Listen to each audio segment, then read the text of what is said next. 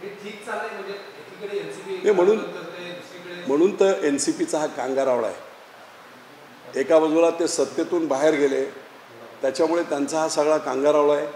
या सगळ्या गोष्टी वेगवेगळ्या पद्धतीने एखादा, आता बघा ते पत्रकार आले आणि त्यांनी काय सांगितलं, सुप्रियाताई अशा म्हणाल्या, त्याला उत्तर त्याने देताना त्यांचं स्लिप ऑफ टंग झाली, राग आला.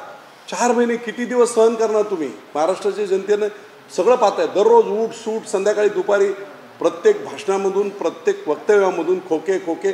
तुम्ही किती बदनाम करणार इतक्या प्रतिष्ठित आमदारांना? विचार करून, काही विचार करून त्यांना वाटलं की महाराष्ट्राच्या हितासाठी आपल्याला बाहेर पडलं पाहिजे, उठाव केला पाहिजे. ही भूमिका सर्वत्र मांडलेली आहे. पॉवर 78ला केलं होतं. हा राजकारणाचा एक भाग आहे. त्यामुळे अशा प्रकारे बदनाम करणे कोणाला, उद्या इलेक्शनला जाताना लोकांना काही, आता असं झालं इतकी यांनी बदनामी केली आहे की काही सर्वसामान्य कार्यकर्ते त्या आमदारांकडे जात आहेत, बाबा तुम्हाला 50 खोके मिळाले, मला 50 लाख द्या. आपण बातम्या पाहिली असतील, मला वर्गणी द्या 5 लाख. म्हणजे लोकांमध्ये हा संभ्रम होतो आहे ना, दिशाभूल होते ना, किती घातक चाललं आहे. कधीतरी कोणीतरी बोललं पाहिजे. ही ॲक्शनला रिॲक्शन आहे. त्यामुळे तुम्ही मनाला येईल ते बोलत राहा आणि तुम्हाला बाकी आम्ही एकदम सुसंस्कृतपणेच बोललं पाहिजे. कुणाची तोल जाणारच आहे. मला वाटते दोन्ही बाजूंनी संयम जर राखला गेला तर निश्चितपणे त्याच्यातून मार्ग निघतील. आणि राहिली गोष्ट याची की डिफॉमेशन केस या दाखल केल्या जातील. विरोधी पक्षाकडनं अब्दुल सत्तारांचा राजीनामा द्यावा अशी मागणी केली जाते. आज विरोधी पक्षांचं संपूर्ण बागलबुवा एका शब्दावरून चाललं आहे. त्यांनी आपल्याकडे पुन्हा परत एकदा अंतर्मनाकडे झाकून घ्यावं. ही ॲक्शनला रिॲक्शन होती. महाराष्ट्रातली जनता हुशार आहे. त्यांनाही कळतं ना तुम्ही किती गोबेल्स पॉलिसीने चुकीचा मिसगाईड करून लोकांना किती फसवण्याचा प्रयत्न करणार आहात तुम्ही. मुख्यमंत्र्यांशी या विषयावर काही चर्चा झाली का? एक लक्षात घ्या, एखाद्या गोष्टीचा अतिरेक झाल्यानंतर मानसिक तोल ढळला आणि एखाद्याची स्लिप ऑफ टंग झाली, त्यांनी खेद व्यक्त केलेला आहे त्याच्या बाबतीत.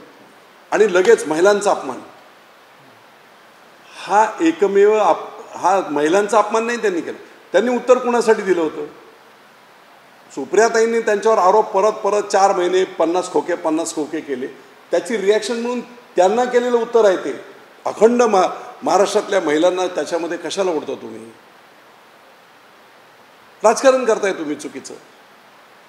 50 खोक्यांचा जो डायलॉग होता तो वारंवार घेतला गेला, तो अगदी ते नरेटिव्ह घरापर्यंत पोहोचलं. म्हणजे दिवाळीला काही घरांच्या बाहेर रांगोळ्या पण पाहिल्या. नाही म्हणून या सगळ्यातून आता कुठेतरी एक अनसर्टनिटी तयार होती आणि त्यातून नाही म्हणून त्याचाच भाग म्हणून हे कुठेतरी थांबवलं पाहिजे. म्हणून यांच्यावर ह्या केसेस दाखल केल्या जातील, नोटिसा दिल्या जातील. कुठेतरी हे चुकीचा अपप्रचार थांबला पाहिजे. किती दिवस मर्यादा ठेवायची, संयम ठेवायचा. आणि म्हणून हा निर्णय आता झालेला आहे की या तिघांवर या बाबतीतल्या केसेस दाखल केल्या जातील. पुढची वक्तव्य अशा प्रकारची केस जोपर्यंत डिस्पोज ऑफ होत नाही तोपर्यंत यांना अशा प्रकारची वक्तव्य करण्यासाठी पूर्णपणे रोखण्यासाठी कोर्टाकडून तशा प्रकारचे देखील ऑर्डर आम्ही जे रिलीफ मागू त्याच्यामध्ये अशा प्रकारे जनतेची दिशाभूल करण्याची वक्तव्य न करण्याबाबतच्या आदेश देखील देण्याचा पहिला प्राथमिक प्रयत्न होईल. पुढे केस चालू होतील. त्यांनी निश्चितपणे पुरावे द्यावेत. तुम्ही म्हटलात की मुख्यमंत्र्यांसोबत आताच भेटून आलात, या अनुषंगाने काही चर्चा झाली झाली ना चर्चा. म्हणून तो मी बोलतो, आमदार होते, प्रवक्ते होते, बाकीचे सगळे लीडर होते की बाबा किती दिवस आम्ही मुख्यमंत्र्यांना तेच म्हटलं की बाबा अब्दुल सत्तारांचा तोल गेला याच्याबद्दल म्हणजे कोणी समर्थन करणार नाही, पण तो का गेला याच्याबद्दलची सुद्धा हे करा ना. किती दिवस सहन करणार आमदार? प्रत्येक आमदाराच्या मनामध्ये ती खतखत आहे. निव्वळ आपलं ठीक आहे, एकनाथ भाई नाही सांभाळून घ्या, सबुरीने चालायचं, आपण कामातून आपण उत्तर द्यायचं. अशा प्रकारच्या भूमिका, सकारात्मक भूमिका मुख्यमंत्री आणि उपमुख्यमंत्री घेतल्या की आम्ही कामातून उत्तर देऊ. पण ह्याला कुठे जर थांबत नसेल तर निश्चितपणे ह्याच्यावर देखील कारवाई झाली पाहिजे अशी चर्चा झाली आणि त्याच्यातून निर्णय झाले. उद्या परवा त्यांना नोटिसा इश्यू केल्या जातील. ओके सर, हाँ, कल हमारे बाला साहेब शिवसेना के मंत्री, सिल्लोड के आमदार अब्दुल सत्तार, इन्होंने हमारी खासदार सुप्रियाताई सुले इनके खिलाफ कुछ अपशब्द वापरे. हम उसका निषेध करते। ये बात तो ठीक है कि ऐसी जबान नहीं यूज़ होनी है, परंतु दूसरी बात भी सामने आनी चाहिए कि अब्दुल सत्तार जी का ये संतुलन, इतना गुस्सा, जब सामने पत्रकार ने पूछा कि सुप्रिया ताई आपके ऊपर आरोप कर रही है 50 खोके, तब उन्होंने एक्शन की रिएक्शन दी। ये बात भी समाज के सामने, महाराष्ट्र के सामने जानी है कि अब्दुल सत्तार जी का ये जो हुआ है वो वक्तव्य व्यथित होके एक्शन को रिएक्शन हुआ है। 40 आमदार भी और 10 आमदार हमारे अपक्ष, 50 आमदार, सभी के सभी ये आरोपों से तंग है, व्यथित है। लेकिन सीएम और डीसीएम साहब की जो मंशा है, हम उनकी टीका को सकारात्मक बड़े काम करके, लोगों का काम करके उत्तर देंगे, ये बात सही है। लेकिन कुछ हद तक वो एक हद उन्होंने अगर पार कर दी है तो लोगों में ये भावना हो चुकी है कि सही में कुछ इन लोग पैसा लेके ऐसा कुछ किए क्या, खोके लेके कुछ ऐसा किया है क्या। और इसलिए ये बात आज तय हुई है कि 50 खोके 50 आमदारों के ऊपर जो एलिगेशन हो रहा है, तो हर आमदार 50 करोड़ का दावा आदित्य ठाकरे, सुप्रिया सुले और अजीतदादा पवार इन्होंने पब्लिकली किए। वो लीडर है, हजारों लोगों ने भी और किए, उनके कार्यकर्ताओं ने। लेकिन प्रातिनिधिक स्वरूप में उन लीडर के ऊपर डिफॉर्मेशन केसेस की जाएगी, नोटिस इशू की जाएगी कल परसों। या तो उनको माफ़ी मांगो जनता के सामने कि हम गलत बोले, नहीं तो डिफॉर्मेशन केस को सामने जाओ। जो भी अगर आपके पास प्रूफ है, पुरावे है, वो कोर्ट में सादर करो।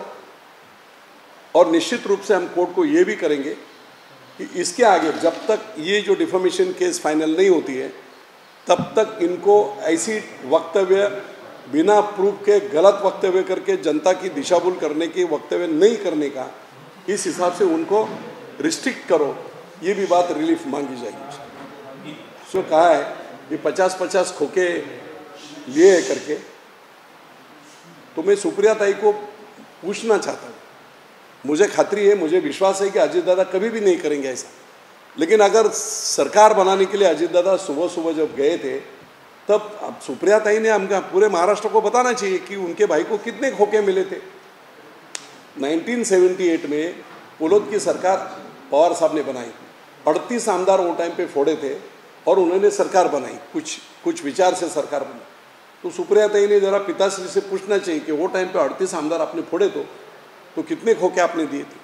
ये खोके की भाषा राष्ट्रवादी को ज़्यादा समझ में आती है, क्योंकि वाजे जो जेल में है, उन्होंने महाविकास आघाड़ी के दरमियान हर महीना 100 करोड़ रुपए का चंदा जमा करने की आदेश मुझे मिले थे। ये लिखित स्वरूप में, राइटिंग में हाईकोर्ट में दिए, उसका कोई बात नहीं कर रहे। एक प्रूफ है हमारे ऊपर तो आप एलिगेशन कर रहे हो, तो निश्चित रूप से गलत बात करना तो गलत है।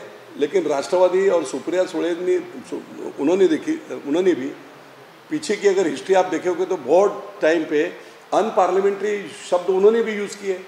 कल एनसीपी की हमारी एक बहन पूना की ठोमरे मैडम, उन्होंने कहा कि गुलाब राव का नाम जो है उसमें फर्स्ट वर्ड क्या है, तो उनसे क्या अपेक्षा करो। महिला है, महिला ने भी, सभी ने मर्यादा रखनी है इस महाराष्ट्र की अगर राजकीय संस्कृति बरकरार रखनी है तो दोनों ने दोनों बाजू से विचार कर ये करना है। और ये निश्चित तय हुआ है कि डिफॉर्मेशन केस ये तीनों के ऊपर आदित्य ठाकरे, सुप्रिया सुले और अजीत दादा पवार इन्होंने जाहिर वक्तव्य किए, उसके रिकॉर्ड से, उसके मीडिया के रिकॉर्ड से, उसके प्रिंट मीडिया के रिकॉर्ड से निश्चित रूप पे उनके ऊपर डिफॉर्मेशन की केस की जाएगी, नोटिस दिए जाएंगे।